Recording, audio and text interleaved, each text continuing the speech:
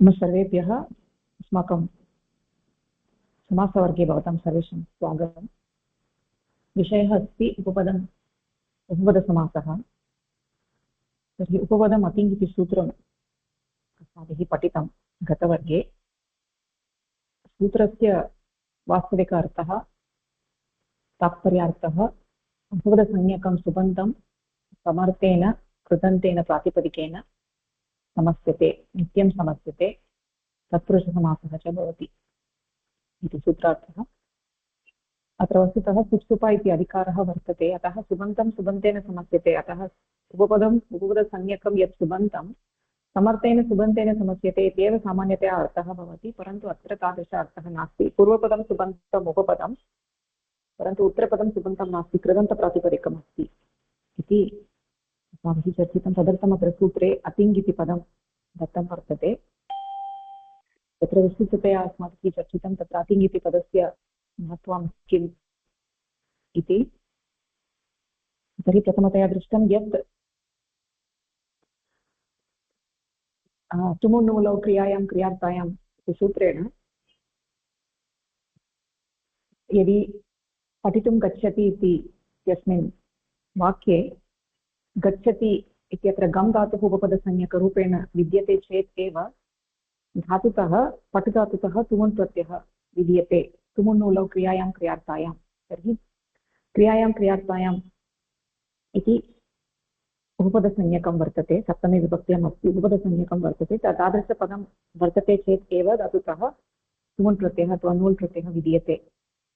तर्हि इदानीं गच्छति इति पदं पठितुं गच्छति इत्यत्र गच्छति इति उपपदसंज्ञकं तिङन्तं पदं, पठितुम् इति तुमनन्तं पदं। तर्हि पठितुं गच्छति इत्यत्र गच्छति अपि च पठितुम् इत्यनयोः समासः भवति वा इति चेत् तदर्थम् अत्र अतिङ् इति पदं स्वीकृतं वा इत्युक्ते तथा नास्ति। सामान्यतया सुबन्तं सुबन्तेन समस्यते, अतः अत्र समासप्रसङ्गः एव नास्ति। तस्य अत्र समासनिवारणाय सुप्सुपा अत्र समासनिवारणाय अतिङ् इति पदं स्वीकृतम् इति वक्तुं न शक्यते, यतोहि सुप्सुपा इति समासः। अत्र सुबन्तं सुबन्तेन समस्यते, अत्र तिङन्तं सुबन्तेन समस्यते इति विषयः एव नास्ति। अतः तस्य निवारणार्थम् अतिङ् इति पदस्य ग्रहणं नास्ति इति उक्तम्। एवमेव मा भूत् भवान्, भवान् मा भूत् इत्यत्र माङ् इति शब्दात् माम् इति माङ् इति उपपदे सति माङ्गि लुङ् इति सूत्रेण धातुतः लुङ् लकारः विधीयते। अभूत् इति वस्तुतः भवेत्, मा इति उपपदसंज्ञकम् अभूत् इति स्यात्। तत्र न माङ् योगे इत्यनेन अडागमस्य निषेधः भवति, अतः मा भूत् इति अस्ति। मा इति सुबन्तं, भूत् इति तिङन्तं वर्तते। मा इति उपपदसंज्ञकस्य भूत् इति तिङन्तेन सह समासः भवति। तस्य निवारणार्थम् अतिङ् इति पदं गृहीतम् इति वक्तुं न शक्यते, यतोहि सुप्सुपा इति अधिकारः वर्तते। अतः अत्र समासनिवारणार्थम् अतिङ् इति पदं स्वीकृतम् इति वक्तुं न शक्यते। तर्हि अतिङ् इति पदं किमर्थं स्वीकृतम् इति चेत् तत्र अतिङ् इति पदस्य विशेषमहत्त्वं वर्तते। सामान्यतया सुप्सुपा इति अधिकारः वर्तते, परन्तु अत्र सुप्सुपा इति अधिकारः वर्तते, अतः अतिङ् इति वक्तव्यमिति नास्ति। सुप्सुपा इति तु जानीमः, तथापि अतिङ् इति पदं व्यर्थं सत् अस्मान् ज्ञापयति यत् अस्मिन् सूत्रे सुप्सुपा इत्यस्य अधिकारः नास्ति। तर्हि अतिङ् इति पदं यत् पदमस्ति पदं प्रथमान्तं पदमस्ति, उपपदम् इति प्रथमान्तं पदमस्ति, अतिङ् इत्यपि प्रथमान्तं पदमस्ति। तर्हि अत्र अतिङ् इति पदस्य अन्वयः केवलम् उपपदम् इत्यनेन सह भवति वा अथवा उत्तरपदं यदस्ति तत्रापि भवति वा इति प्रश्ने सति तस्य विवरणम् अग्रे दीयते। परन्तु सामान्यतया अतिङ् इति पदस्य अन्वयः पूर्वपदे अपि भवति, उत्तरपदे अपि भवति। पूर्वपदे यदा अन्वयः भवति तर्हि अतिङ् इति पदस्य तिङ् न स्यात् इत्यर्थः। तिङ् न स्यात् इत्युक्ते तत्र तिङ् इत्यस्य तिङन्तस्य निषेधः, तर्हि अत्र सुबन्तम् एव भवेत्। तर्हि उपपदसंज्ञकं यत् सुबन्तं, यतोहि उपपदसंज्ञकं पदं तृतीयाध्याये उपपदसंज्ञा कुत्र विधीयते इति चेत् तिङन्तस्य विधीयते अथवा सुबन्तस्य विधीयते। अन्यस्य नास्ति विकरणप्रत्ययस्य तदितान्तस्य इति एतेषां तु उपपदसंज्ञा न भवति अतः तिङ् न स्यात् इति चेत् सुप् एव भवेत् अतः पूर्वपदं तिङ् न स्यात् इति वदामः चेत् तत्र प्रसज्यप्रतिषेधः उपपदसंज्ञकं यत् सुबन्तं तर्हि अतिङ् इति पदस्य ग्रहणेन सुप्सुप इति अधिकारस्य निवृत्तिः तर्हि सूत्रार्थः कथं भवति उपपदं किं भवेत् इति चेत् अतिङ् इति पदस्य अन्वयेन उपपदसंज्ञकं यत् सुबन्तम् इति अर्थः स्यात् तर्हि अतिङ् इति पदस्य उत्तरपदेन सह अपि अन्वयः वर्तते तर्हि अतिङ् इति पदस्य उत्तरपदे अपि तिङ् न स्यात् इति अर्थः अस्ति चेत् पुनः सुप्सुप इति अधिकारः इति वक्तव्यं तर्हि सुप्सुप इति अधिकारः निवृत्तः इति उक्त्वा पुनः उत्तरपदमर्बन्तमेव तिङ् न स्यात् इति प्रसज्यप्रतिषेधः इति वदामः चेत् तर्हि सुप्सुप इति अधिकारस्य निवृत्तिः इति किमर्थम् अस्माभिः उक्तम् अतः उत्तरपदं सुबन्तं न भवितुमर्हति तिङ् न स्यात् इति उत्तरपदे वक्तुं न शक्यते उत्तरपदं तु तत्र प्रसज्यप्रतिषेधः इति वक्तुं न शक्यते तर्हि पर्युदासः भवेत् तिङ् भिन्नः तिङ् सदृशः तर्हि कृदन्तः एव भवेत् उत्तरपदं तर्हि उत्तरपदं कृदन्तप्रातिपदिकं कृदन्तमिति वदामः चेत् प्रातिपदिकमेव तदर्थमत्र महाभाष्यकारेण उक्तं तर्हि सिद्धे सति यद् अतिङ् इति प्रतिषेधं शास्ति तद् ज्ञापयति आचार्यः अनयोः योगयोः निवृत्तं सुप्सुप इति तर्हि तिङ् तत्र सुप्सुप इति अधिकारेण सुबन्तं सुबन्तेन समस्यते इति सिद्धः वर्तते तर्हि अतिङ् इति ग्रहणं किमर्थं तिङ् न स्यात् इति तिङ् इति पदस्य किं प्रयोजनम् इति चेत् तत्र सुप्सुप इति अधिकारः न भवति अस्मिन् सूत्रे अपि च पूर्वस्मिन् सूत्रे अनयोः योगयोः अनयोः सूत्रयोः इत्युक्ते उपपदमतिङ् अपि च कुगतिप्रादयः उभयत्र तर्हि इदानीम् अतिङ् इति पदस्य प्रयोजनं किञ्चित् प्रयोजनं वर्तते तत्र सुप्सुप इति अधिकारः नास्ति परन्तु पूर्वपदं तथापि सुप् एव भवेत् यतोहि तिङ् न स्यात् चेत् सुप् एव भवेत् उत्तरपदं किं भवेत् इति चेत् कृत् भवेत् उत्तरपदं कृत् भवेत् अनेन एव अस्माभिः अत्र या परिभाषा वर्तते तस्यापि समर्थनं कर्तुं शक्यते कतिकारक उपपदानां कृद्भिः सह सुबुत्पत्तेः प्राक् समासवचनम् इति या परिभाषा वर्तते सा परिभाषा अपि अत्रैव परिभाषा सिद्धा भवति परन्तु भाष्यकारः वदति अत्र सूत्रेण एव एतादृशः अर्थः लब्धः अतः परिभाषायाः आवश्यकता नास्ति इति सः वदति तथापि अत्र परिभाषा प्रसिद्धा वर्तते सर्वत्र परिभाषायाः प्रयोगः दृश्यते अतः परिभाषा अस्ति इति वयं वक्तुं शक्नुमः कारकस्य विषये तु किमपि नास्ति गति विषये उपपदस्य विषये अत्र अतिङ् इति पदस्य अन्वयः अस्ति अपकर्षेण वा साक्षात् सूत्रेण वा उपपदम् अतिङ् इति सूत्रे साक्षात् उक्तम् अतिङ् इति कुगतिपादयः इत्यत्र अतिङ् इति पदस्य अपकर्षः भवति अतः उभयत्र साक्षात् सूत्राधारेण एव अस्माकं ज्ञापनं भवति यत् अत्र उत्तरपदं कृदन्तं भवेत् इति कारकस्य विषये एवं तत्र वक्तुम् अत्र परिभाषायाः आवश्यकता भवति कारकस्य विषये यत्र पूर्वपदं कारकं भवति उत्तरपदं कृदन्तं भवेत् यथा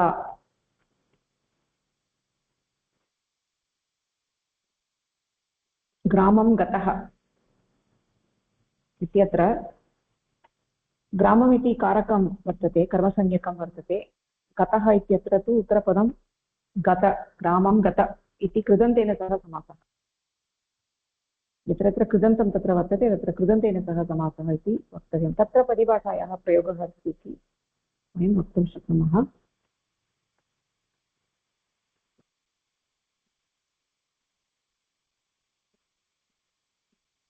तर्हि परिभाषायाः अर्थः कः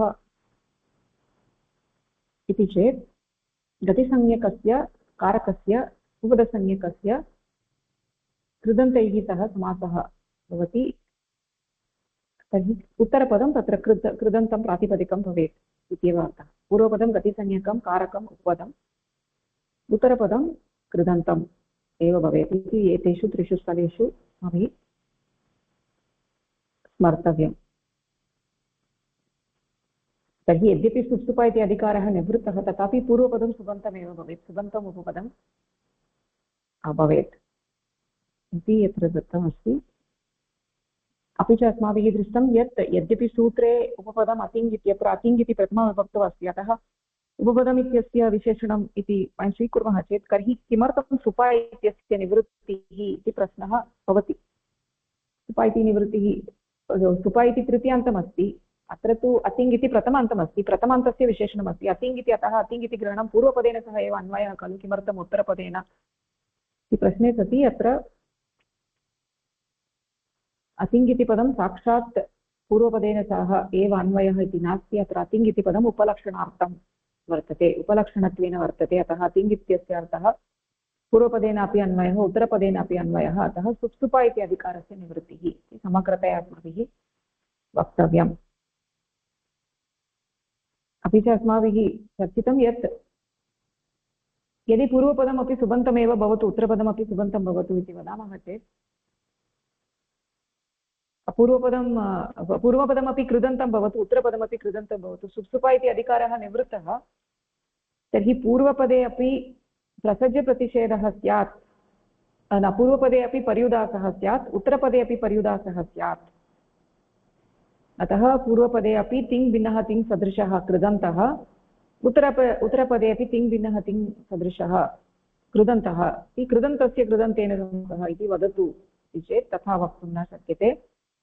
पूर्वपदम् उपपदसंज्ञकम् अस्ति, तत्र केवलं कृदन्तं वर्तते चेत् केवलं प्रातिपदिकसंज्ञा एव भवति, परन्तु पदत्वं न लभ्यते, सुबन्तत्वात् एव पदत्वं लभ्यते। पदत्वम् अस्ति चेदेव न लोपः प्रातिपदिकस्य इत्यस्य प्रयोगः भवति। यथा राजयुद्ध्वा चर्मकारः इत्यादिषु पूर्वपदं नकारान्तपदं, तत्र न लोपः आवश्यकः। यदि उपपदं कृदन्तम् इति वयं वदामः चेत् तत्र न लोपः न भविष्यति, अतः अनिष्टरूपापत्तिः। अतः पूर्वपदं सुबन्तमेव भवेत्, कृदन्तं भवितुं न अर्हति। अतः पूर्वपदे अतिङ् इत्यस्य नयः तस्य प्रतिषेधः इत्यर्थः ग्राह्यः, न तु पर्युदासः। पर्युदासः इति स्वीकुर्मः चेत् क्लेशः दोषः भवति, अतः तथा स्वीकर्तुं न शक्यते। तर्हि इदानीं किञ्चित् अग्रे पठामः। एतावता यद् पठितं तत्र कोऽपि संशयः अस्ति वा? भगिनी, भवत्या इदानीम् उक्तं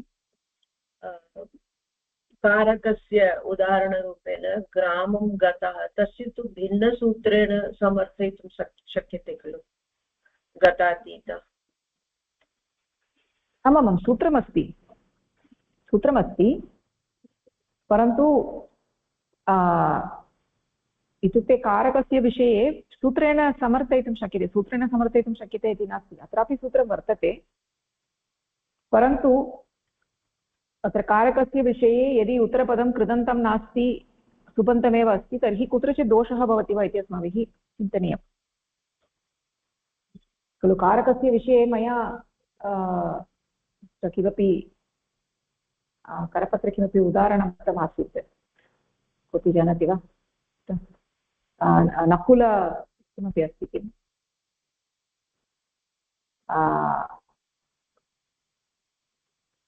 कक्षणं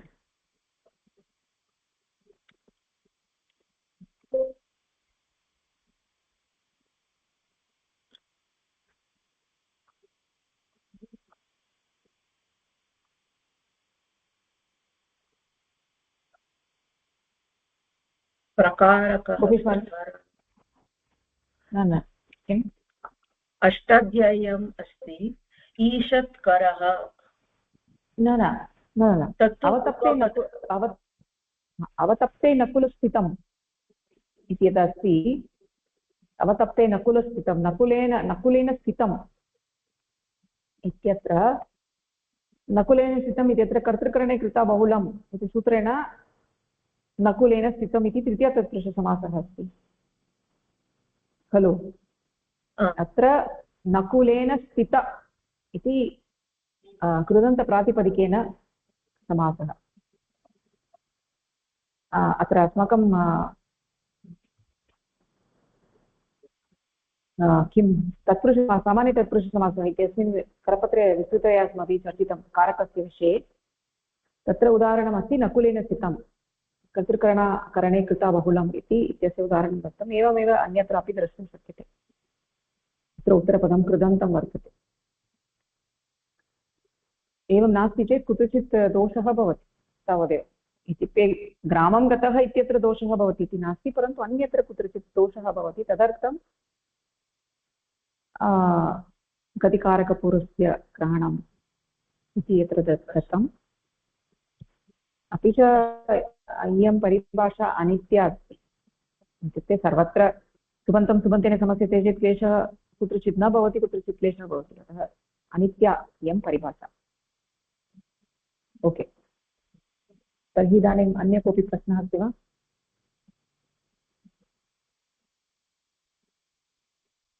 चेत् अग्रे गच्छामि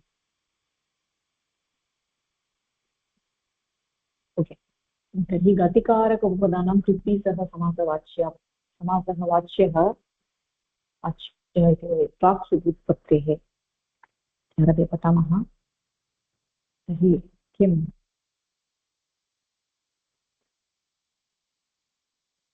शोभा आरब्धुमिच्छति वा आं भगिनि तत्र एकं क्षणं भगिनि सङ्गणके दृष्ट्वा वदामि अस्तु गतिकारक उपपदानां कृद्भिः सह समासः वाच्या प्राक् सुबुत्पत्तेः इति परिभाषा वाच्यः इति अस्ति वा वाच्यः इति भवेत् अस्तु तर्हि तत्र वाच्या इति अस्ति वाच्यः प्राक् सुबुत्पत्तेः इति परिभाषायाः बलेन अश्वक्रीति व्याघ्री इत्यादिषु रूपेषु उत्तरपदस्य कृदन्तस्य सुबन्तत्वात् इत्युक्ते प्रातिपदिक अवस्थायाम् एव पूर्वमेव समासो जायते अनेन प्रक्रियाक्रमेण अङ्गस्य अदन्तत्वं यथा अश्वक्रीता व्याघ्रा इति सुरक्षितं तिष्ठति अस्मिन् पक्षे क्रीतात् कर्णपूर्वात् इत्यादिभिः सूत्रैः नीश् प्रत्ययः अभीष्टरूपेण सिद्ध्यति परन्तु गतिकारकोपपदानां कृद्भिः सह समासो वाच्यः प्राक् सुबुत्पत्तेः इति परिभाषा असर्वविषया अर्थात् अनित्या अस्ति यतः सा सर्वत्र न प्रवर्तते यत्र इष्टसिद्धिः भवति तत्रैव सुबुत्पत्तेः प्राक् समासो भवति अन्यथा तु विलेशयः इत्यादिषु प्रयोगेषु अस्याः परिभाषायाः अनित्यता एव सिद्ध्यति अस्तु तत्र इदानीम् एका परिभाषा अस्ति गतिकारक उपपदानां कृद्भिः सह समासः वाच्यः प्राक् सुबुत्पत्तेः इति इत्युक्ते तत्र ये गतिकारक उपपदानि यानि गतिकारक उपपदानि सन्ति तेषां कृद्भिः सह समासः भवति तत्र सुबुत्पत्तेः पूर्वमेव भवेत् इति पूर्वं दृष्टवन्तः तस्य एतया परिभाषया बलेन तत्र पूर्वं दृष्टम् अश्वक्रीति व्याघ्री इति रूपाणि भवेयुः नो चेत् तत्र अश्वक्रीता इति दृष्टवन्तः इति चिन्तयामि भगिनी तत् सम्यक् नास्ति इति तथा भवति इति न अश्वक्रीता नास्ति अश्वक्रीति न तत्र सम्यक् न कृतं चेत् अनिष्टरूपमपि सिद्ध्यति इति दृष्टवन्तः अश्वक्रीता इति अनिष्टरूपं भवति अनिष्टरूपं भवति तर्हि तत्र अश्वक्रीति व्याघ्री इति भवेत्। इत्यादिषु रूपेषु उत्तरपदस्य कृदन्तस्य सुबन्तत्वात्, अस्तु, इत्यादिषु रूपेषु उत्तरपदस्य कृदन्तस्य सुबन्तत्वात् इत्युक्ते प्रातिपदिक अवस्थायाम् एव पूर्वमेव समासः जायते।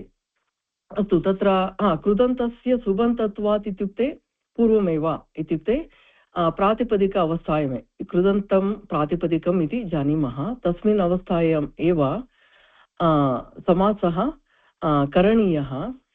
अनेन प्रक्रियाक्रमेण अङ्गस्य अदन्तत्वं यथा अश्वक्रीता व्याघ्रा इति सुरक्षितं तिष्ठति।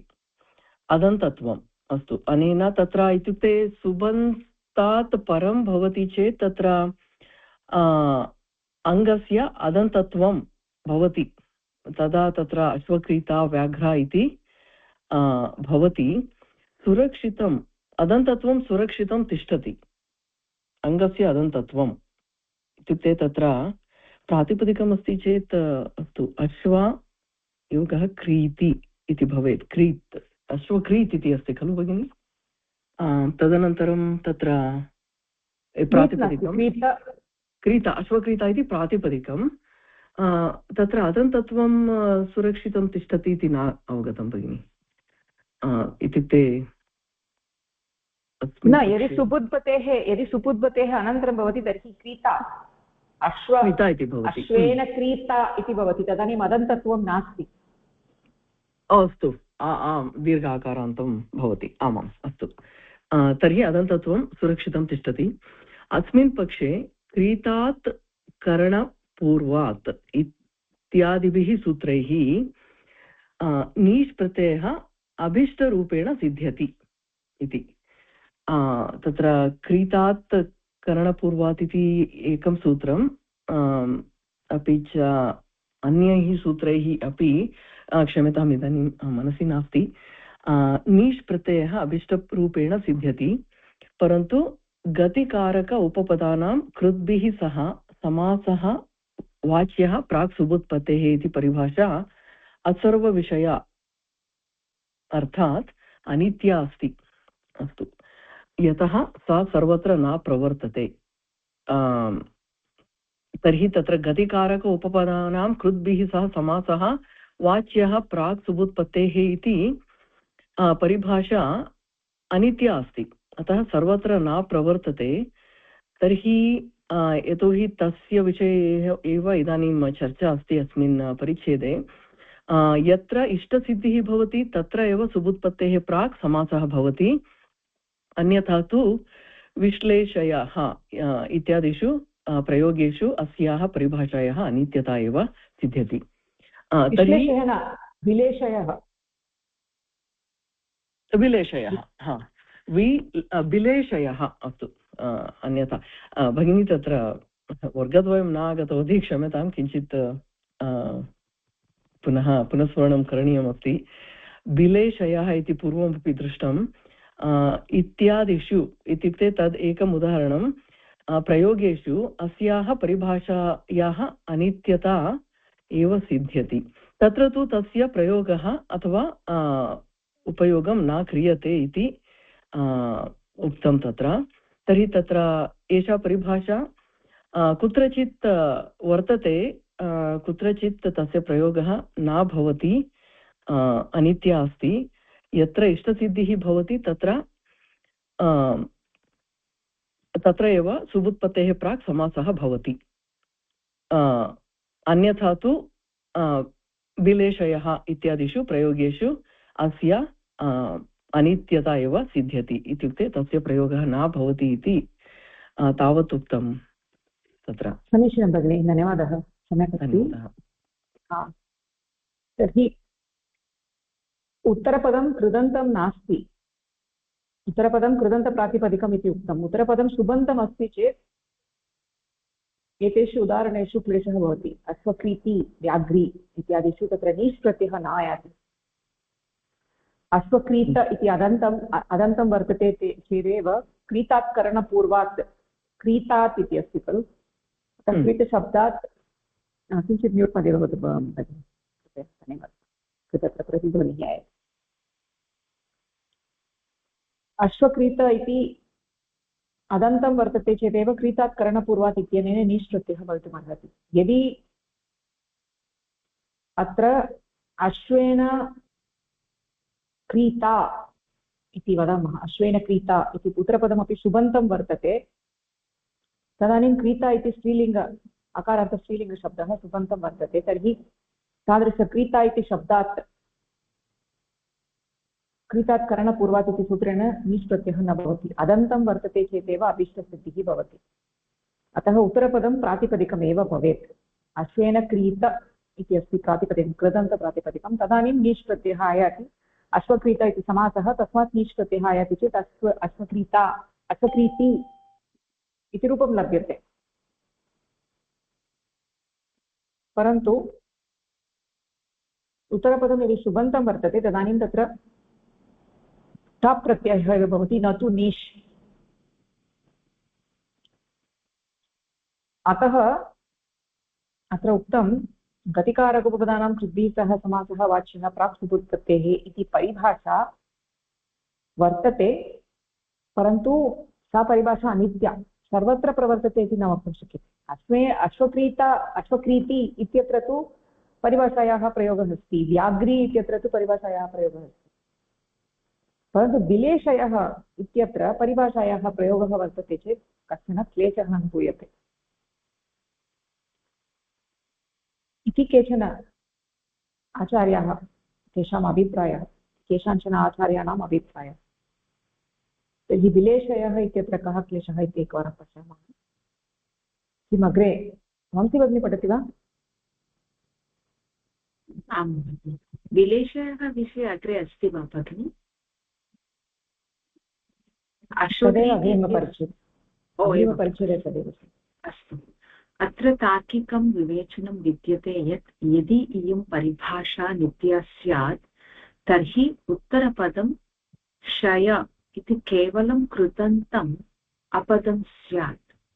अस्तु, ईदृश्याम् अवस्थायां सुबन्तस्य अपदेन सह समासाभावात् सुपो धातु प्रातिपदिकयोः इति सूत्रस्य विषयः एव न सञ्जायते, यतोहि सुपो धातु प्रातिपदिकयोः इत्यनेन धातुसंज्ञायाः प्रातिपदिकसंज्ञायाश्च सुपः विभक्तेः लुक् भवति। अतः शय इति कृदन्तस्य विभक्तेः लुक् अप्राप्तः भवति। सुपो धातु प्रातिपदिकयोः इति सूत्रस्य प्रवृत्तिः तदैव भवति यदा समासः द्वयोः सुबन्तयोः पदयोः मध्ये स्यात्। अत्र उत्तरपदं शय इति केवलं कृदन्तम् अपदं वर्तते, अतः सुपो धातु प्रातिपदिकयोः इति सूत्रस्य कृते अत्र सुपः विभक्तेः लुक् कर्तुं योग्यः आधारः एव न लभ्यते। एतदेव लुक् अप्राप्तः इति उच्यते। तथापि विलेशयः इत्यत्र तत्पुरुषे कृते बहुलम् इति सूत्रेण सप्तम्याः अलुक् लुक् निषेधः विधीयते।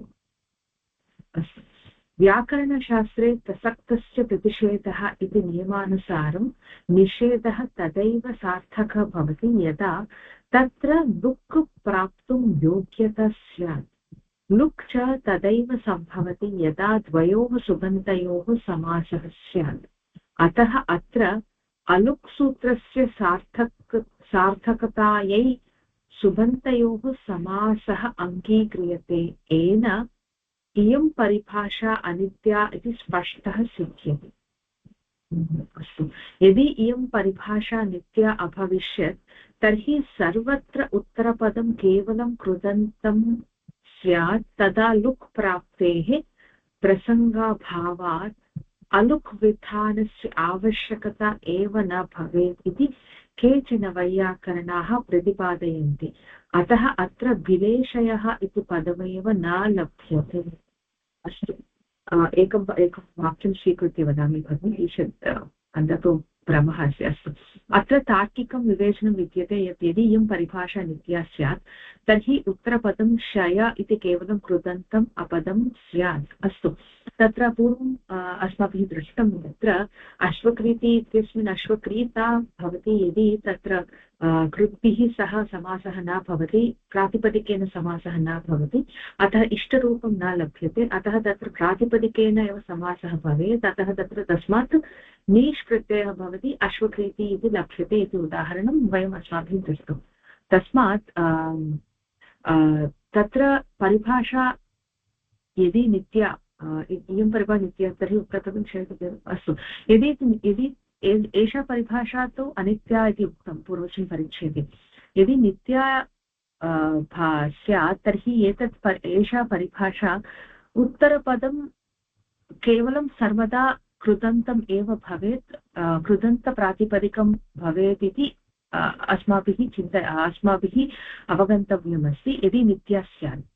तस्मात् ईदृश्याम् अवस्थायां सुबन्तस्य अपदेन सह समासाभावात् सुपोधातुप्रातिपदिकयोः इति सूत्रस्य विषयः एव न सञ्जायते। अस्तु, यदि तत्र उत्तरपदम् अपदम् अस्ति, कृदन्तप्रातिपदिकम् अस्ति, तर्हि अस्याम् अवस्थायां सुपोधातुप्रातिपदिकयोः इति विषयः एव, सुपोधातुप्रातिपदिकयोः इति सूत्रस्य प्रवृत्तिः एव न भवति, यतोहि तत्र उत्तरपदं प्रातिपदिकमस्ति, पदं नास्ति।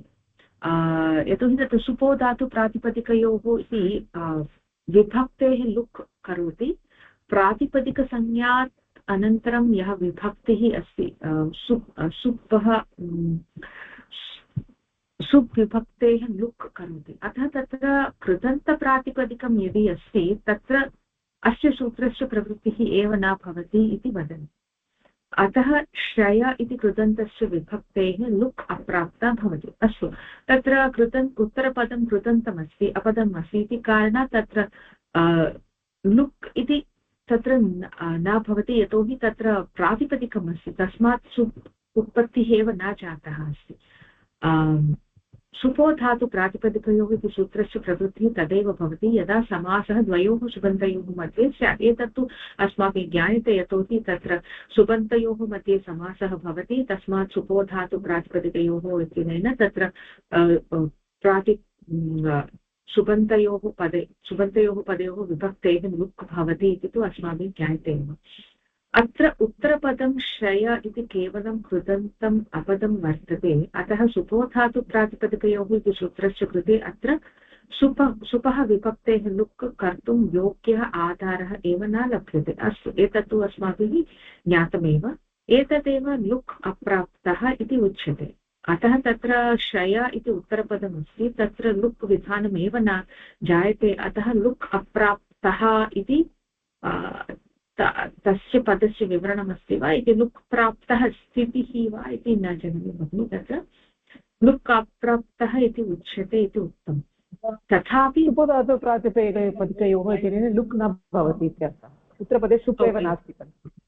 अस्तु, समीचीनं। तथापि विलेशयः इत्यत्र तत्पुरुषे कृति बहुलम् इति सूत्रेण सप्तम्याः अलुक् लुक् निषेधः विधीयते। अस्तु, विलेशयः इति शब्दः तत्र तु तत्पुरुषे कृतिबहुलसूत्रे सप्तम्याः लुक्, कस्य सप्तम्याः भवति सूत्रेण अस्तु, तत्पुरुषे कृतिबहुलम् इति सूत्रेण तत्र सप्तम्याः अलुक् निषेधः भवति इति उक्तं, परन्तु तत्र सप्तम्याः इति अलुक् निषेधः नास्ति, लुक् निषेधः भवति। सप्तम्याः इत्युक्ते किमस्ति, कस्य सप्तम्याः भगिनि, तत्र तत् न अवगतम्। समासे बिलेशयः इत्यत्र बिले इति सप्तम्यन्तं पदं वर्तते खलु। पूर्वपदं तस्य। अस्तु, क्षम्यतां भवति, उत्तरपदे सप्तम्यन्तं पदं तत्र अस्ति। अस्तु, तत्र बिलेशः इत्यस्मिन् अलुक् समासः अस्ति, यतोहि तत्र पूर्वपदे तु विभक्तिविधानं दृश्यते, बिले इत्यनेन सप्तम्यन्तं दृश्यते, अतः अनेन सूत्रेण तत्र बिलेशः इत्यस्मिन् अलुक् समासः भवति इति तु तत्र सूत्रस्य विवरणमस्ति। व्याकरणशास्त्रे प्रसक्तस्य प्रतिषेधः इति नियमानुसारं निषेधः तदैव सार्थकः भवति यदा तत्र लुक् प्राप्तुं योग्यता स्यात्। लुक् च तदेव सम्भवति यदा द्वयोः सुबन्धयोः समासः स्यात्। अस्तु, तत्र तु समासः विधीयते, विदेशः इत्यस्मिन् समासः अस्ति, अतः अस्मिन् समासे अलुक् विधानं जातं। व्याकरणशास्त्रे एकः नियमः अस्ति, तत्र प्रसक्तस्य प्रतिषेधः इति उक्तम्। इत्युक्ते तत्र यत्र प्रसक्तिः अस्ति तत्रैव लुक् प्राप्तुं योग्यता भवति। इत्युक्ते समासः यदा भवति तस्मात् एव लुक् विधानं कर्तुं शक्नुमः। अतः तत्र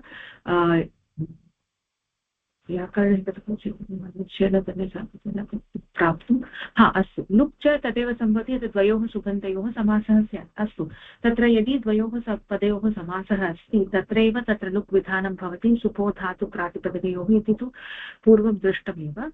अतः अत्र अलुक् सूत्रस्य सार्थकतायै सुबन्तयोः समासः अङ्गीक्रियते, येन इयं परिभाषा अनित्या इति स्पष्टं सिद्ध्यति। अस्तु, पूर्वं तु नित्या इति चिन्तितम्, अधुना तु सुबन्तं नास्ति, उत्तरपदं कृदन्तमस्ति, तथापि अपदम् अस्ति, तथापि द्वयोः पदयोः समासः स्वीकर्तव्यः अस्ति, यतोहि तत्र सुप् विधानम् एव न जातः। एकनिमिषम्, अत्र सुप् अलुक् विलेशः इत्यस्मिन् अलुक् विधानं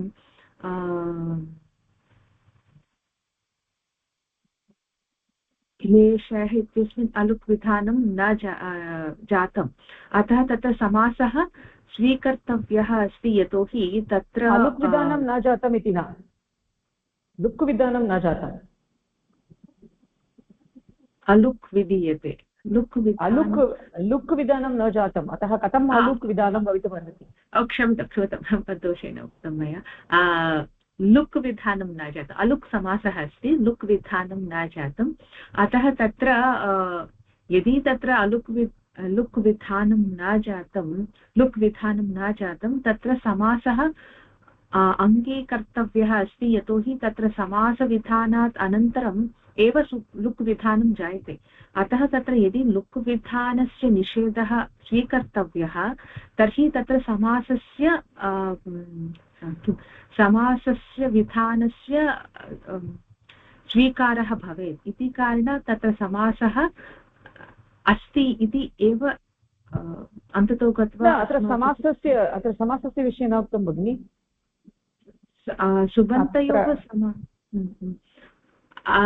अतः अत्र लुक् सूत्रस्य सार्थकतायै सुबन्तयोः समासः अङ्गीक्रियते, येन इयं परिभाषा अनित्या इति स्पष्टं सिद्ध्यति। अतः समासस्य स्वीकारः अस्ति न भगिनि, समासः अङ्गीक्रियते इति उक्तं किल, तद् नास्ति वा?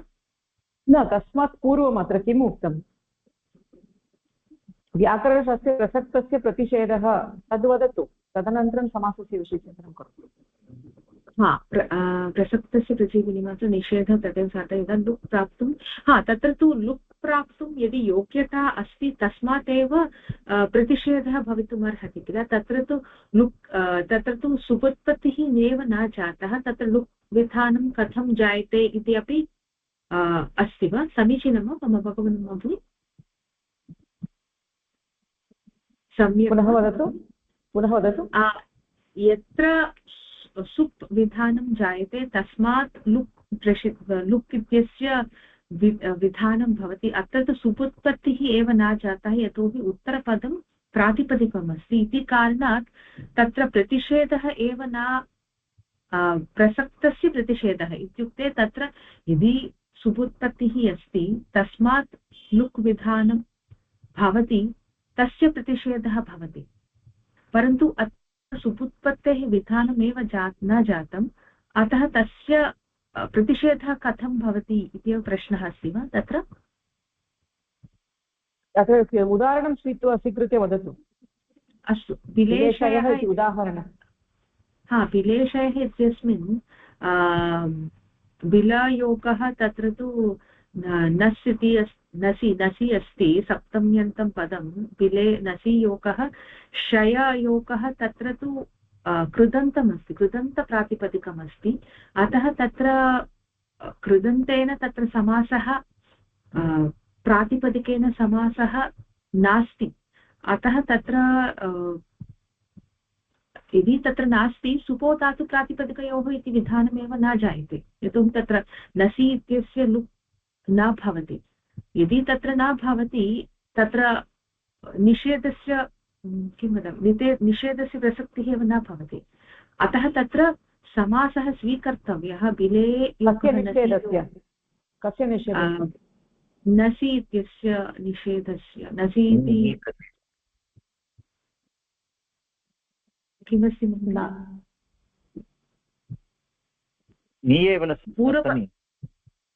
नसि इति क्षम्यतां नी सप्तमी क्षम्यतां नी इति बिले इत्यस्मिन् नी इति प्रत्ययस्य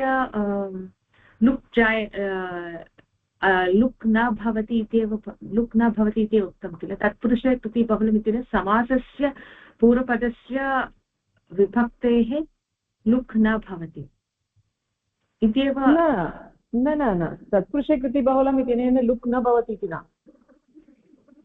तत्पुरुषकृति बहुलम् इत्यनेन किं भवति अलुक् भवति इत्यर्थः खलु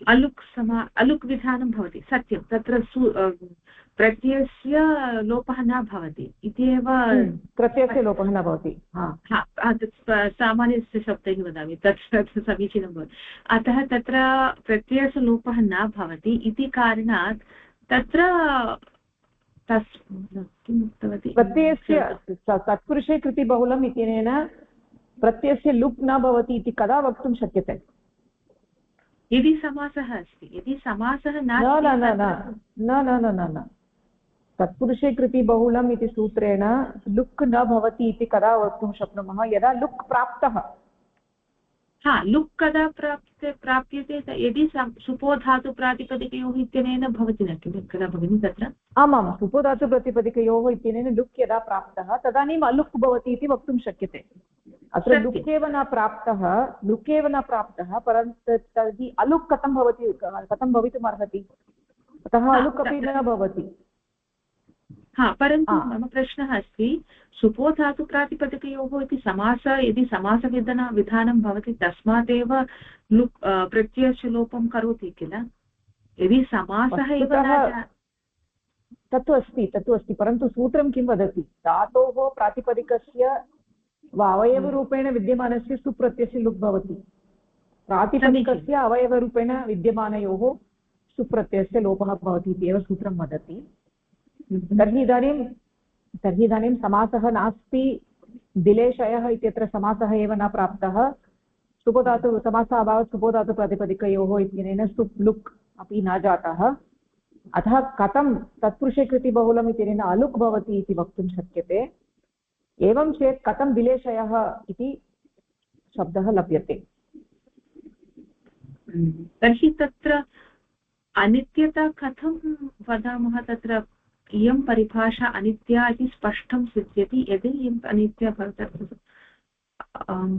अन्तिमं वाक्यद्वयं तत्र स्पष्टं नासीत् कृपया वदतु भगिनि तत्र इत्युक्ते लुक् अप्राप्तः सुपोधातु प्रातिपदिकयोः इति सूत्रेण लुक् अप्राप्तः अतः तत्पुरुषे कृति बहुलम् इत्यनेन सप्तम्याः अलुक् अपि अप्राप्तः लुक् भवति चेदेव अलुक् भवितुम् अर्हति अतः तत्पुरुषे कृते बहुलम् इति सूत्रस्य प्रसक्तिः एव नास्ति एवं चेत् कथं विलेशयः इति रूपं लभ्यते विलेशयः इति रूपं न लभ्यते अतः विलेशयः इति रूपम् अस्माभिः प्राप्तव्यं चेत् तर्हि पूर्वपदं बिले इति सप्तम्यन्तं पदम् उत्तरपदं शयः इति पदं तर्हि पूर्वपदमपि सुबन्तम् उत्तरपदमपि सुबन्तं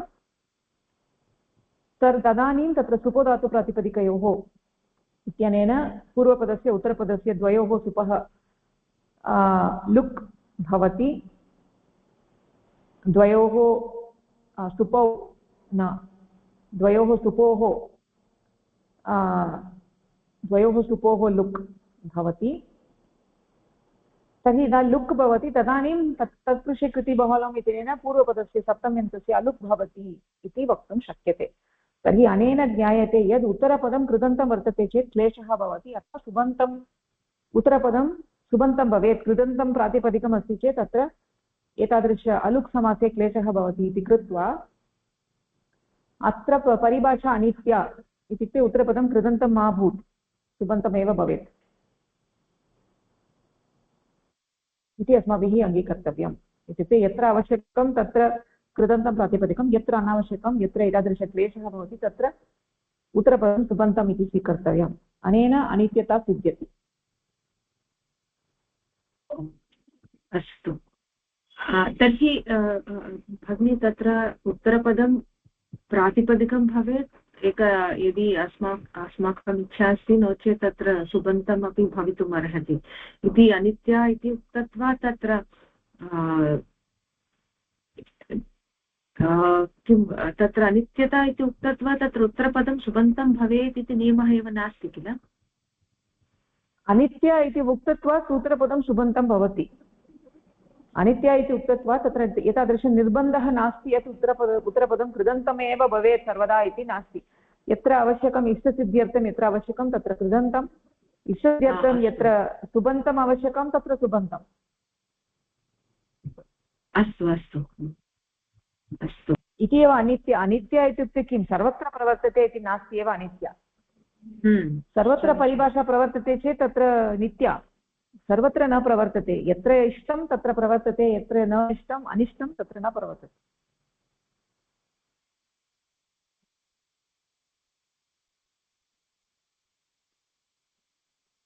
अस्तु अस्तु भगिनि, अस्तु, चिन्तयामि एकवारं पुनः चिन्तयामि।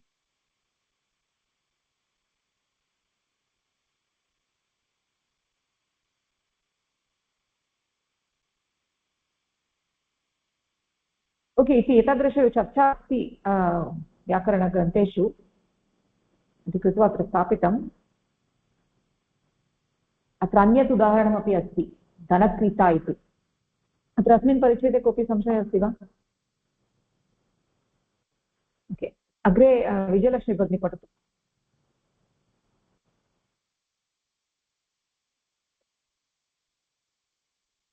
आं भगिनी, तत्र पूर्वं सूत्रं दृष्टं खलु, तुमुन्मूलौ क्रियायां क्रियार्थायां तत्र सन्धि नास्ति वा?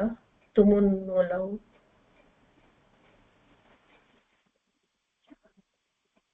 सन्धि, तुमुन्मूलौ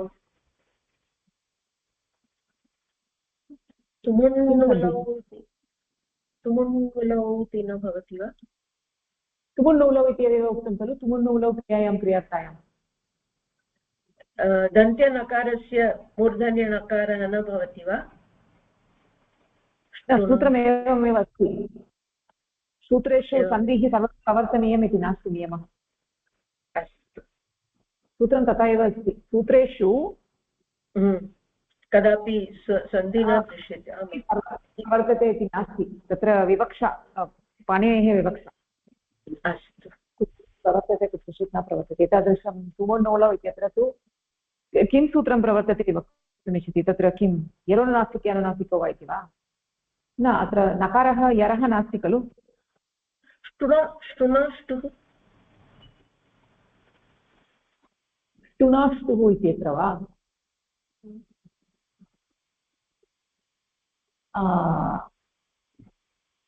स्तोः ष्टुनष्टु, तत्र दन्त्यनकारस्य मूर्धन्यनकारः इति वदति वा?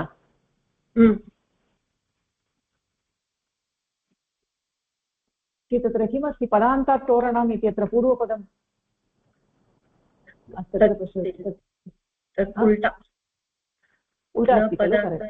उल्टा अस्ति। अत्र एता मया उक्तं, तत्र सन्धेः विषये सर्वत्र प्रवर्तते। एतादृशं बहुत्र अन्यत्रापि एवं दृश्यते, कुत्रचित् सन्धिः न भवति। इको यणचि इत्यत्रापि सन्धिः न कृतम्। अस्तु अत्र तार्किकं इको एणचि विवेक इत्यत्र इको एणचि इत्यत्र इको यण् अचि नकारात् परम् अकारः अस्ति खलु नमुडागमसन्धि भवति यण् अचि यण्णचि इति भवितुमर्हति परन्तु न कृतम् तत्र नमो खलु नमो ह्रस्वाद् अकारः अनन्तरं न ओके ओके अस्तु इको यण् अचि ओके इतोपि बहवः सन्ति दोषाः इति वक्तुं न शक्यते अनेन न कृतं तावदेव इत्युक्ते एवमेव समर्थयन्ति दोषाः इति वदति चेत् वदतु परन्तु एवं समर्थयन्ति शास्त्रीयकाराः यत् अत्र पाणिनेः यथेच्छा संहिता न स्वीकृता प्रायः तदपि भवति न यदि संहिता न संहिता अस्ति एव संहिता तु अस्ति एव तुमुन्नौलौ इति समासः अस्ति अतः संहिता कथं न स्यात् तुमुन्नौलौ इति समासः अत्र नास्ति इको एण् यचि इत्यस्मिन् इको एण् अचि इत्यस्मिन् संहिता इति न स्वीकृता तर्हि तु सन्देहे विवक्षा अस्ति किल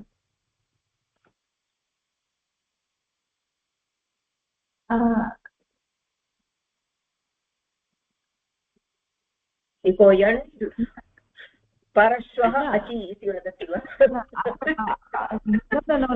पश्यतु न एकक्षणम् अत्र तु संहिता इति न विषयः नास्ति यको एणचि इत्यत्र संहिता सर्वदा स्वीकर्तव्या एव संहिता इति विवक्षा इति न अत्र यको यण् इति उक्त्वा दशनिमिषानन्तरम् अचि इति न वदामः अत्र इको एणचि इत्यत्र संहिता अस्ति एव यत्र हल् वर्णः अस्ति तस्य अनन्तरम् अच् वर्णः अस्ति चेत् तत्र योजयित्वा एव वयं वदामः इको एणचि इति एव वयं वदामः इति संहिता नास्ति इति न अत्र पाणिनीयसूत्रेषु विवक्षा तस्य विवक्षानुगुणं कुत्रचित् सन्धिः भवति कुत्रचित् न भवति तावदेव किमपि न वक्तुं शक्यते अत्र संहिता तु अस्ति एव यदा सूत्रस्य उच्चारणं कुर्मः इको एण् इति उक्त्वा किञ्चित् कालानन्तरम् अचि इति न वदामः इको एणचि इत्येव वदामः अस्तु अस्तु अत्र संहिता इति विषयः नास्ति अत्र तु विवक्षा ओके यत्किमपि भवतु न भगिनी कुतः पठनीयं भवत्याः स्क्रीन् किञ्चित् उपरि अधः किमपि अभवत् न किमपि न जातं सम्यक् एव अस्ति अस्याः परिभाषायाः अनित्यता ततः ओ तत्र वा अत्र तार्किकं तद् अभवत् वा इदानीमेव पठितं खलु सत्यम् अस्याः परिभाषायाः अनित्यतायाः अपरं निदर्शनं धनक्रीता इति प्रयोगः अस्ति यत्र उत्तरपदं सुबन्तं तावन्तं दृश्यते अत्र सुबुत्पत्तेः अनन्तरम् एव समासः जातः येन उत्तरपदस्य सुबन्तत्वं स्पष्टं भवति अतः अस्मिन् स्थले परिभाषायाः अप्रवृत्तेः कारणात् सिद्ध्यति यत् इयं परिभाषा सर्वत्र न प्रवर्तते अपि तु अनित्या सती क्वचिदेव इष्टविषये आश्रियते अत्र धनक्रीति इति न भवति इति एव प्रूफ् इति वदति वा भगिनी अत्र धनक्रीता इति प्रयोगः दृश्यते तत्र उत्तरपदं सुबन्तम् अस्ति अतः तावन्तं यदि उत्तरपदं कृदन्तं भवति तदा पूर्वं दृष्टवन्तः खलु अश्वक्रीति तत्र वस्तुतः अत्र धनक्रीति इति शब्दः अपि अस्ति धनक्रीता इत्यपि शब्दः अस्ति परन्तु धनक्रीता इति अस्ति खलु धनक्रीति इत्यत्र तु परिभाषायाः प्रयोगः अस्ति धनक्रीता इति शब्दे तु परिभाषायाः प्रयोगः न आवश्यकः अतः तत्र परिभाषा अनित्या इति वक्तव्यं येन उत्तरपदं सुबन्तं स्यात्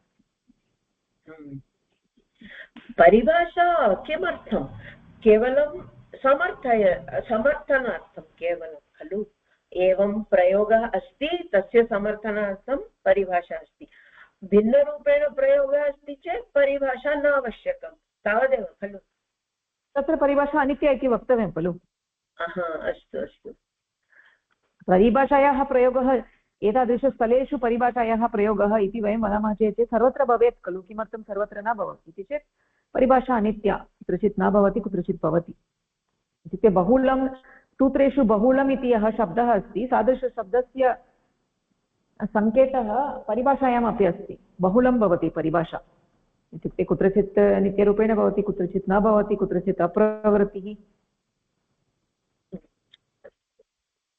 अतः धनक्रीता इति प्रयोगः दृश्यते तत्र उत्तरपदं सुबन्तमस्ति अतः टाप् विधीयते तत्र सुबुत्पत्तेः अनन्तरमेव समासः भवति सुबुत्पत्तेः प्राक् समासः न भवति सुबुत्पत्तेः प्राक् भवति चेत् धनक्रीता इति भवति अनन्तरं नीष् विधीयते स्त्री विवक्षायां धनक्रीति इति भवति अतः धनक्रीता इति शब्दस्य व्युत्पत्तेः अस्य परिभाषायाः आवश्यकता नास्ति अतः परिभाषा अनित्या इति वक्तुं शक्यते सम्यक् समीचीनम् अग्रे पठामि वा धन्यवादः भगिनी इदानीं क्षम्यतां धनक्रीति इत्यस्मिन् परिभाषायाः प्रयोगः नास्ति अनित्यता अस्ति किल क्रीता इति भवति तस्मात् नीष् प्रत्ययः भवति क्रीता धनक्रीता परिभाषायाः प्रयोगः अस्ति क्रीति इत्यत्र प्रयोगः अस्ति यतोहि क्रीत इति अदन्तं वर्तते कृदन्तं वर्तते चेत् तदानीं तस्मात् नीष् प्रत्ययः भवति धनक्रीता इत्यस्मिन् तु न प्रवर्तते इति एव विवक्षा अस्ति वा परिभाषा प्रवर्तते क्रीति इत्यत्र प्रवर्तते क्रीता इत्यत्र न प्रवर्तते सत्यम् अस्तु अस्तु अस्तु समीचीनं धन्यवादः ओके तर्हि अग्रे अनिमा भगिनी पठति वा आं भगिनि कुगतिप्रादयः इति सूत्रे अपि उपपदमतिङ् इत्यस्मात् परसूत्रात् अतिङ् इति पदस्य अपकर्षः क्रियते येन गतिरतिङ् इति भवति अतिङ् इति पदस्य अपकर्षेण सुपा इति पदस्य निवृत्तिः भवति अस्य फलम् अस्ति यत् कुगतिप्रादयः इति सूत्रे गतिसंज्ञकानां समासः समर्थेन सुबन्तेन समासः न भवति अपि तु सुबुत्पत्तेः प्रागेव कृदन्तेन सह समासः भवति अर्थात् गतिसंज्ञकः समर्थेन अतिङ्कृदन्तेन समस्यते तत्पुरुषसमासः च भवति गतिसंज्ञकस्य तत्पुरुषसमासः सुबन्तेन न भवति अपि तु कृदन्तेन जायते अत्र पूर्वसूत्रमस्ति कुगतिप्रादयः परसूत्रमस्ति उपपदमतिङ् इति तत्र अपकर्षणं क्रियते अतः किं भवति सूत्रं गतिः अतिङ् इति भवति अतिङ् इति पदस्य अपकर्षणं भवति अतः गतिः अतिङ् इति भवति यतोहि अपकर्षणं क्रियते अस्माभिः सुपासः इत्यस्य निवृत्तिः भवति अतः गतिसंज्ञकानां समासः कृदन्तेन सह एव भवति न तु सुबन्तेन सह इत्युक्ते उत्तरपदं सुबन्तं न भवति कृदन्तं भवति इति अपि च तत्पुरुषसमासः अपि भवति। पूर्वपदम् उत्तरपदम् उभयत्र एवमेव भवेत्। सुप्सुपा इति अधिकारस्य निवृत्तिः पूर्वपदं सुबन्तं गतिसंज्ञकं सर्वदा सुबन्तमेव भवति।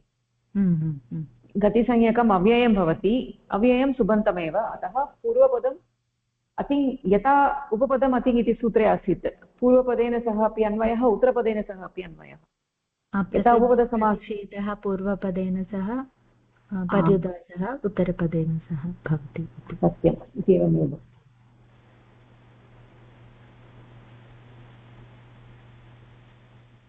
ओके, अस्तु भगिनि, धन्यवादः। तर्हि इदानीं किम् अरुणा भगिनी पठति वा? नमस्कारः भगिनि। उपपदानां कृद्भिः सह समासः भवति इति परिभाषा। गतिकारक उपपदानां कृद्भिः सह समासवचनं प्राक् सुबुत्पत्तेः। अत्र पूर्वं पठितवन्तः गतिकारक उपपदानां कृद्भिः सह समासः भवति इति। केवलं गतिकारक उपपदमस्ति चेत् समासः कृदन्त शब्देन एव समासः भवति इति तदत्र। अस्याः परिभाषायाः अर्थः गतिसंज्ञकं कारकम् उपपदं च इत्येषां कृदन्तेन सह समासः यदा भवति तदा समासः सुबन्तेन न भवति। तदेव चर्चा अस्ति। कुत्र गतिसंज्ञकशब्दः अस्ति चेत् सुबन्तमवस्थितं वा अधिपदिकं तेन समासः भवति इति। तत्र विवरणमस्ति। गतिसंज्ञककारकम् उपपदम् इत्येषां कृदन्तेनैव समासः भवति, सुबन्तेन न भवति। किन्तु सुब् उत्पत्तेः प्राक् भवति, अर्थात् असुबन्तेन कृदन्तेन सह समासः भवति। अन्य वचनमस्ति। किन्तु सुब् उत्पत्तेः प्राक् इति अर्थः किम् अस्ति इति चेत् असुबन्तेन कृदन्तेन समासः भवति। वयं जानीमः कृदन्तः अपदमेव, सुप्पत् नास्ति। तात्पर्यं यत् गतिसंज्ञकं कारकम् उपपदम् इत्येषां कृदन्तैः सह समासः सुप् उत्पत्तेः पूर्वमेव भवति। गतिसंज्ञकः कारकम् उपपदं च इत्येतानि सुबन्तानि पूर्वपदे भवन्ति। उत्तरपदे कृदन्तम् असुप् अवस्थायाम् एव समासः जायते। सामान्यः नियमः अस्ति यत् पूर्वपदम् उत्तरपदं च सुबन्तं स्यात् इति। किन्तु अत्र गतिसंज्ञकस्य कारकस्य उपपदस्य च इति एतेषां समासः असुबन्तेन कृदन्तेन सह एव जायते। एवं परिभाषा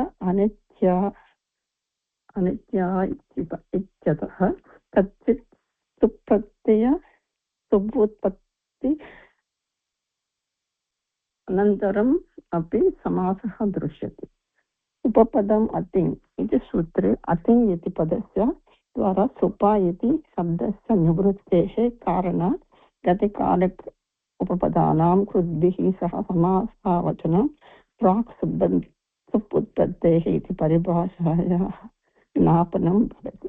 अस्याः परिभाषायाः उदाहरणानि गतिसमासस्य प्रसङ्गे चर्चितानि। अत्र एका परिभाषा अस्ति, तदेव गतिकारक उपपदानां कृद्भिः सह समासः भवति इति परिभाषा। अत्र परिभाषा अर्थं किं? गतिसंज्ञकम् एकपदं गतिसंज्ञकम् अस्ति, कारकसंज्ञा अस्ति, उपपदमस्ति।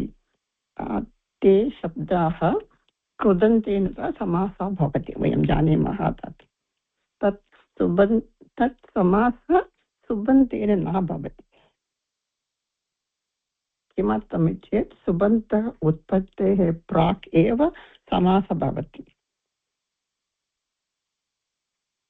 अतः अत्र सुबन्तं सुबन्तम् असुबन्तम् सुप्रत्यय नास्ति प्रातिपदिकमेव कुदत् शब्दं तात्पर्यं गतिसंज्ञक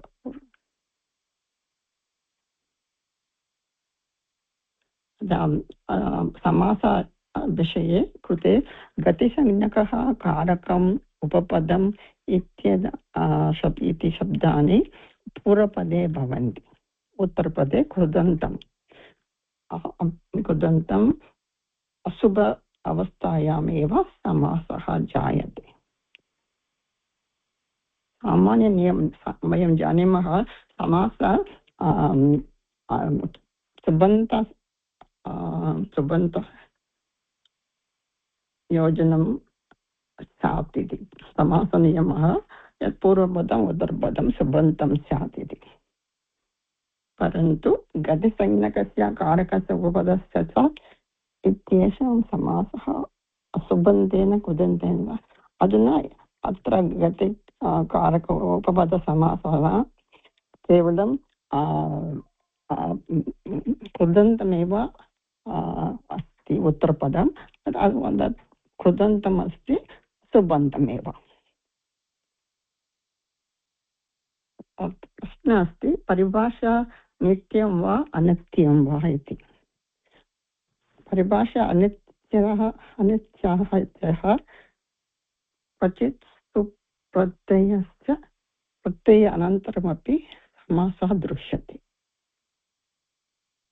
परिभाषा न वर्तते चेत् गतिसंज्ञकशब्दः कृदन्तेन समासः वयं दृश्यामः।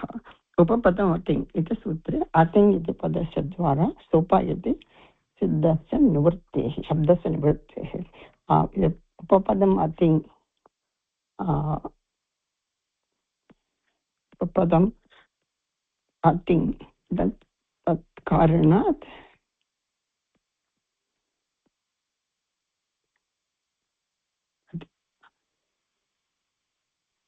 वयं जानीमः उपपदम् अतिङ् इति सूत्रद्वारा वयं जानीमः सुपा इति अनुवृत्ति नास्ति। अतः गतिकारक उपपदानां कृद्भिः सह समासवचनं प्राक् सुबुत्पत्तेः इति परिभाषया वयं जानीमः।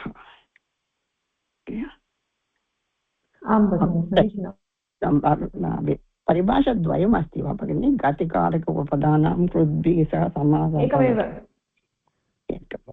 एका एव परिभाषा तत्र भिन्नरूपेण दीयते। काशकाकारः भिन्नरूपेण दीयते, कौमुदिकारः भिन्नरूपेण दीयते, द्वयोः अर्थः समानः। परिभाषा एक एव। ओके, तदेव विवरन्ति।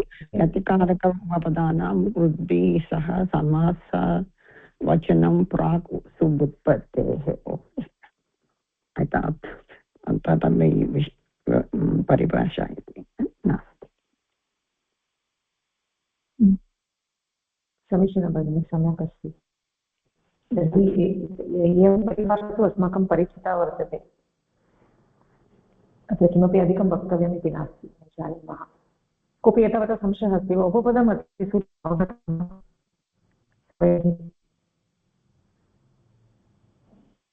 भगिनि उपपदम् अतिङ् इति सूत्रं सर्वैः बुद्धं वा एतावता? एवं चेत् अग्रे गच्छामः। मम एकः सन्देहः अस्ति, प्रायः चर्चितं स्यात्। अत्र उपपदम् अतिङ् इति अस्ति तु तत्र तृतीयान्तं न श्रूयते, तथापि कृद्भिः सह समासः इति तत्र अन्वयः भवति खलु। अन्ततो गत्वा तत्र किं प्रमाणं, तत्र किं वदन्ति व्याकरणसारः? तदेव अत्र अस्माकं करपत्रे लिखितमस्ति। अत्र अतिङ् इति पदोपलक्षणत्वेन स्वीकर्तव्यम्। पदं प्रथमान्तं पदम्, अतः पूर्वपदेन सह एव अन्वयः इति न चिन्तनीयं। अतिङ् इति पदम् उपलक्षणत्वेन अस्माभिः ग्राह्यम् उपलक्षणत्वेन ग्राह्यम् इत्युक्ते पूर्वपदेन अपि तस्य उपलक्षणत्वेन ग्राह्यं चेत् तत्र किमस्ति पूर्वपदेनापि अन्वयः उत्तरपदेनापि अन्वयः किमपि भवति वा आवृत्तिः इति साक्षात् न वदन्ति परन्तु उपलक्षणत्वेन स्वीक्रियन्ते येन पूर्वपदेन उत्तरपदेन उभयत्र अन्वयः भवति इति वदन्ति। अस्तु धन्यवादः। आवृत्तिः इति वयं वक्तुं शक्नुमः आवृत्त्या पूर्वपदेन अन्वयः उत्तरपदेन अन्वयः इति परन्तु अत्र साक्षात् अतिङ् इति पदं प्रथमाविभक्तौ एव अस्ति अतः कथं सुप्सुपा इति अधिकारस्य निवृत्तिः इति वदन्ति केवलं पूर्वपदस्य सुप् इत्यस्य अनिवृत्तिः इति वदतु इति वदामः चेत् उपलक्षणत्वेन स्वीक्रियते इति वदन्ति एवं वदन्ति अतः आवृत्ति इत्यपि चिन्तयितुं शक्नुमः क्लेशः नास्ति अतिङ् इति पदस्य आवृत्त्या पूर्वपदेन अपि अन्वयः उत्तरपदेन अपि अन्वयः चिन्तयितुं शक्नुमः क्लेशः नास्ति। अस्तु धन्यवादः।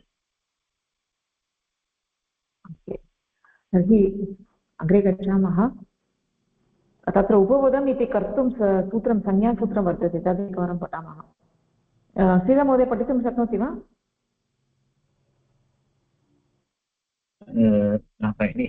शृणोमि। ओके तर्हि भगिनी I can read. You can read परन्तु अत्र किञ्चित् क्लेशः अस्ति अत्र भवती सम्यक्तया इत्युक्ते नूतनसूत्रम् अस्ति सम्यक्तया प्रतिपादनीयं भवती प्रतिपादयितुं शक्नोति वा सम्यक्तया येन सर्वेषां बोधः भवेत्। न सम्यक्तया न अन्य कोऽपि प्रतिपादयतु तदनन्तरं भवती प्रतिपादयतु तदानीं सम्यक् भवति। तर्हि अन्वभगिनी पठतु शनैः पठतु सर्वेषां बोधः भवतु। आम्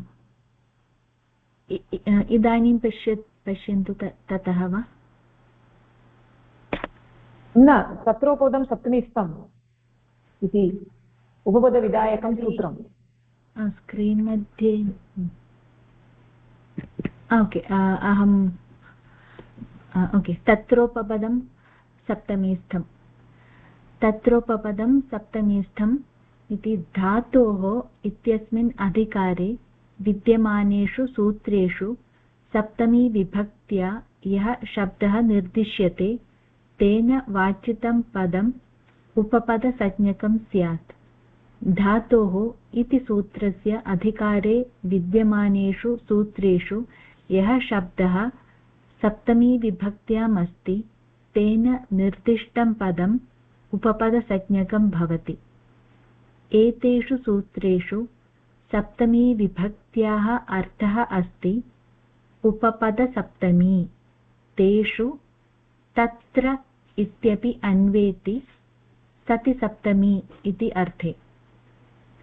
यत् सूत्रं धातोः इति सूत्रस्य अधिकारे अस्ति इत्युक्ते तृतीयाध्यायस्य अन्तपर्यन्तं सप्तमी विभक्त्या निर्दिष्टपदस्य उपपदसंज्ञा भवति। अपि च तत्र इत्यनेन तस्मिन् उपपदसंज्ञकपदे सति नाम तस्य उपस्थितौ तेन सूत्रेण यः प्रत्ययः विधातव्यः स च प्रत्ययः अस्य उपपदसंज्ञकपदबलेन विधीयते। तस्मिंश्च सत्येव वक्ष्यमाणः प्रत्ययः स्यात्। धातोः इति सूत्रस्य अधिकारे अन्तर्गतानि सूत्राणि यथा कर्मण्यन् इत्यादिषु सूत्रेषु कर्मणि इति पदं सप्तमी विभक्तिद्वारा निर्दिष्ट अतः तद्वाचकपदस्य कुम्भम् इत्यादिकस्य उपपदसंज्ञा भवति। तत्र सप्तम्यन्तम् उपपदं प्रथमान्तं सप्तमीस्थं प्रथमान्तं त्रिपदमिदं सूत्रम्। धातोः इति सूत्रस्य अधिकारः अस्ति। उपपदसंज्ञायाः प्रयोगः कृदन्तप्रकरणे समासप्रकरणे तद्धितप्रकरणे च भवति अनुवृत्तिसहितसूत्रं तत्र उपपदं सप्तमीस्थम् अत्र सूत्रस्य किञ्चित् विवरणं दत्तमस्ति तत्रोपपदं सप्तमीस्थम् इति सूत्रस्य अत्र वदति धातोः इति अधिकारः यदा भवति इत्युक्ते तृतीयाध्याये तृतीय किं वा त्यजतु तस्मिन् अधिकारे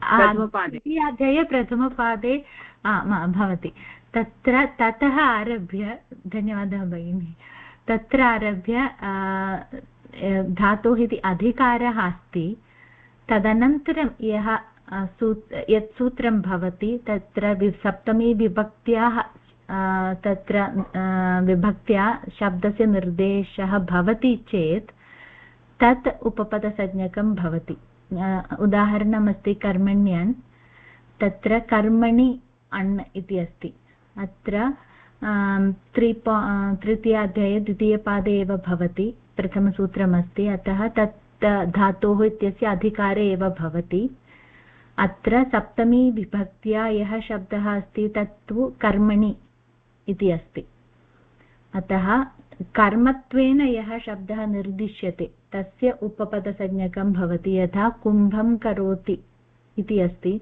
कुम्भम् अत्र कर्मणि रूपेण अस्ति अतः कुम्भ इति शब्दस्य उपपदसंज्ञकं भवति इति दत्तमस्ति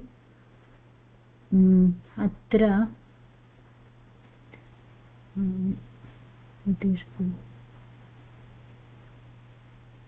तत्र उपपदसप्तमी इति शब्दस्य अर्थः अपि दत्तमस्ति सति सप्तमी भवति तत्र इत्युक्ते तस्मिन् उपपदसंज्ञकपदे सति इति भवति इत्युक्ते कुम्भम् इति इदानीम् उपपदसंज्ञकमस्ति कुम्भपदे सति इदानीं समासः भवति इति मम चिन्तनम्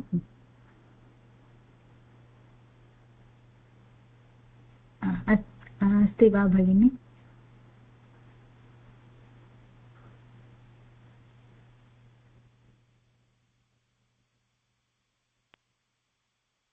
तत्र इति सप्तम्यन्तं कथं तत्र इति पदस्य सप्तम्यर्थे तत्र तदितप्रत्ययः विद्यते अतः सप्तमी अर्थः अस्तु किमस्ति अनिमा भगिनी भवत्याः प्रश्नः कः कर्मणि अण् इति अस्ति अतः कुम्भं करोति यदा भवति कुम्भम् इत्यस्य उपपदसंज्ञकः भवति इदानीं यतोहि सप्तम्यां कर्मणि इति सप्तम्याम् अस्ति यत्र कर्मपदं भवति कुम्भं करोति इत्यत्र कर्मपदम् अस्ति कुम्भम् अतः कुम्भस्य उपपदसंज्ञकं प्राप्तम् इदानीं उपपदसंज्ञकपदे सति इत्युक्तं चेत् कुम्भं करोति अत्र उपपदसंज्ञकस्य तत्र उपस्थितिः अस्ति चेदेव समासः भवति इति अर्थः तदानीमेव अण् प्रत्ययः भवति इति अर्थः अस्ति समीचीनं तथैव इत्युक्ते कुम्भम् इति उपपदं वर्तते चेदेव कृ धातुतः अण् प्रत्ययः विद्यते कुम्भकारः इति शब्दः लभ्यते यदि एवं नास्ति उपपदसंज्ञकं यद् वर्तते तद् अस्ति चेदेव धातुतः प्रत्ययः विधीयते इति सति सप्तमी इति नास्ति चेत् तदानीं कृ धातुतः अण् प्रत्ययः भवति तर्हि कार इति शब्दः लभ्यते इति वक्तुं न शक्यते तत्र कार इति शब्दः तथा न लभ्यते अण् प्रत्ययस्य विधानं न भवति अण् प्रत्ययस्य विधानं कदा भवति इति चेत् उपपदसंज्ञकं पदं तत्र भवेत् तदानीं धातुतः अण् प्रत्ययः विधीयते तर्हि अत्र सूत्रमस्ति तत्रोपपदं सप्तमीस्थम् अत्र किमपि अन्यत् वक्तव्यं वा भगिनी अनिमा भगिनी न इति चिन्तयामि तत्र तत्र इत्यस्य अर्थः अस्ति उपपदसंज्ञकपदे सति, अतः एव वयम् उक्तवन्तः कुम्भं योगः कृयोगः अण् तदा एव भवति यदा कुम्भ इति उपपदसंज्ञकं तत्र भवति इति। तदेव अस्ति इति चिन्तयामि। धातोः इत्यस्य अधिकारे अस्ति, अतः तत्र धातोः इति भवति वा? तत्र धातोः अनन्तरम् अण् प्रत्ययः भवति इति, कृयोगः अण् इत्युक्ते भवती वदति तत्र इत्यनेन धातोः अधिकारे यानि सूत्राणि सन्ति इति अपि अर्थः अस्ति, इति अपि अर्थः अस्ति। तत्र इत्यनेन सति सप्तमी इत्यपि अर्थः अस्ति। आम् आम् आम्, तत्रोपपदं सप्तमीस्थम् इति अस्ति खलु। तर्हि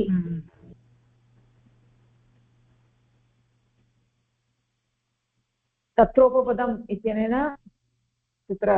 तत्र इत्यनेन धातोः अधिकारे यानि सूत्राणि सन्ति, येषु सूत्रेषु सप्तमी विभक्तिः वर्तते, सप्तमी विभक्त्या यः शब्दः निर्दिष्टः, यथा कर्मणि अण् इत्यत्र कर्मणि इति पदं सप्तमी विभक्त्या कर्मणि इति पदं निर्दिष्टं, तर्हि कर्मणि इति पदं वाचकं, तस्य वाच्यः अस्ति कुम्भम् इति। तर्हि कुम्भम् इति शब्दस्य उपपदसंज्ञा भवति। तदर्थमत्र उक्तं तेन वाचितं पदम् उपपदसंज्ञकं स्यात्।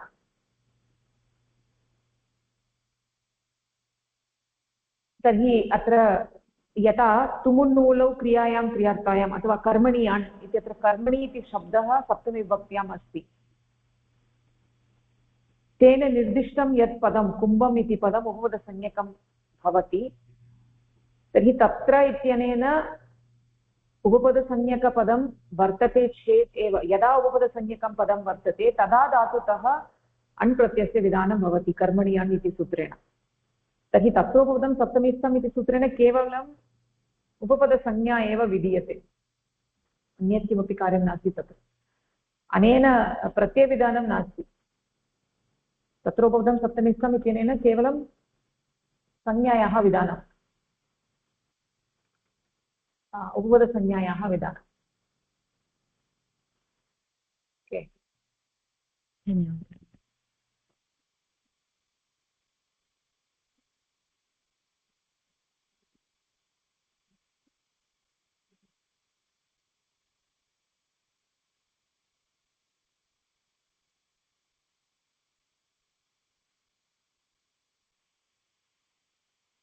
सग्रहणम्, अत्र सग्रहणम् इति अस्ति खलु, तत्रोपपदं सप्तमीस्थं स्थम् इति सग्रहणं किमर्थम् इति वयं पृच्छामः चेत्, तर्हि इत्युक्ते अत्र सग्रहणेन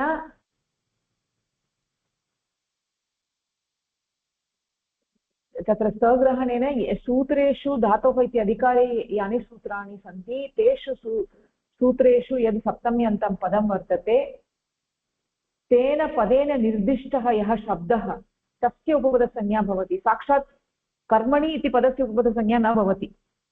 अत्र कर्मणि इत्यनेन निर्दिष्टः यः साक्षात् वाच्यः अर्थः तस्य उपपदसंज्ञा भवति इत्यर्थः।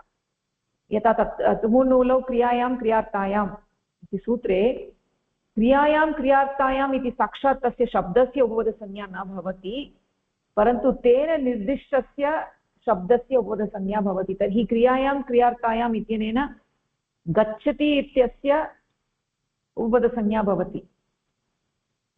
यद्यपि सूत्रेषु क्रियायां क्रियार्थायां सप्तमी विभक्त्यां वर्तते, परन्तु तस्य साक्षात् उपपदसंज्ञा न भवति, परन्तु तेन निर्दिष्टस्य शब्दस्य उपपदसंज्ञा भवति। तेन यः अर्थः विवक्षितः, वाच्यार्थः कः, तादृशशब्दस्य वाच्यार्थः कः, तादृशशब्दस्य वाच्यार्थः कः इति चेत् यः शब्दः क्रियार्था क्रिया वर्तते तस्य उपपदसंज्ञा भवति इत्यर्थः। एवं कर्मणि अण् इति सूत्रे कर्मणि इति शब्दस्य उपपदसंज्ञा न भवति। कर्मणि इति शब्देन यद् निर्दिष्टं पदं, कर्मणि इति शब्देन यः वाच्यार्थः तस्य उपपदसंज्ञा भवति। तर्हि कर्मणि इत्यनेन कुम्भम् इति यः शब्दः अस्ति तस्य उपपदसंज्ञा भवति इति अर्थः।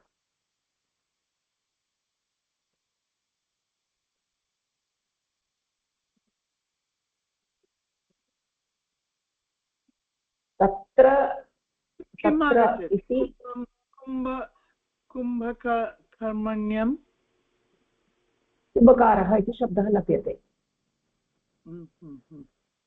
कर्मण्यं कर्मण्यं तु कारः। अस्तु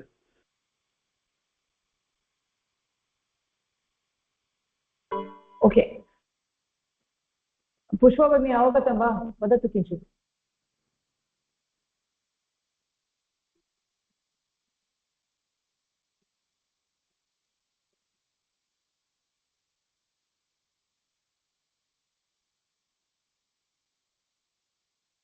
अस्तु तर्हि अत्र एव स्थगनं कुर्मः।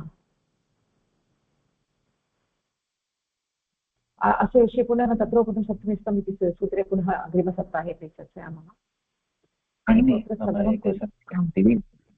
अस्य कर्मणि अन् इत्यस्य सर्वेभ्यः धातुभ्यः अन् प्रत्ययः भवितुमर्हति कर्मणि उपपदे चेत् तर्हि अस्य प्रयोगः सर्वेषां धातूनां भवति वा इति अस्ति। बालकं पश्यति इति अस्ति चेत् बालकशब्दः द्वितीयायाम् अस्ति कर्मपदम् अस्ति तर्हि दृश् धातोः तत्र अण् प्रत्ययः भवति वा एतादृशप्रयोगः भवितुम् अर्हन्ति वा इति सन्देहः अस्ति।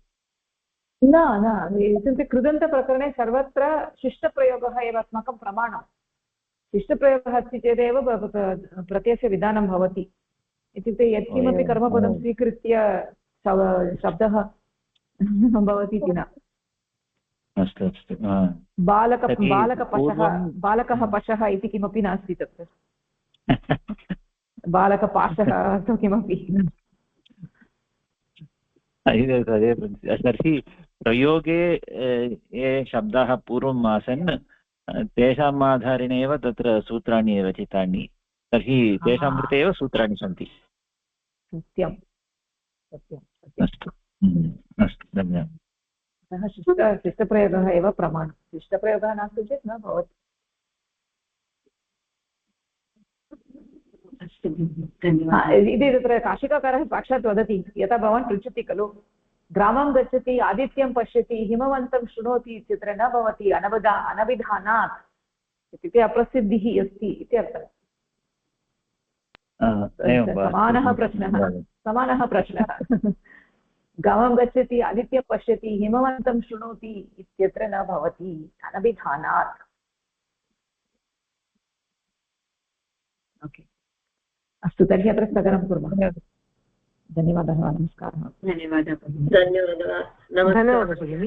नमस्कारः। धन्यवादः भगिनी। धन्यवादः नमस्कारः।